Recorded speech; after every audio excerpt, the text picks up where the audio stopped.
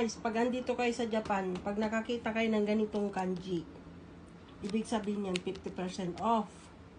Katulad nito, 205, magiging 102 plus tax, di ba? Ito. Diba? Ganyan lang yun. Tinapa po ito ng Japan. Tinapa ng Japan to. Ang sarap. Para, ang lasa niya, para siyang tamban. Mas maganda pa nga ito kasi hindi matinik.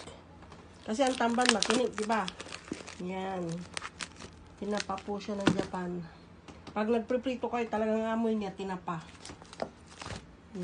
Kaya ang bahay, talagang amoy tinapa. Tapos may sawang ganito. Tapos may itlog. Ay. Diyos mio, marimar. Nilagyan ko na ng syoko-syo. Yan, asin at saka ano. Kanina nga, ubos yung ano eh. Isa't kalahati din ang pinirito ko kanina. Nabitin nga kami eh.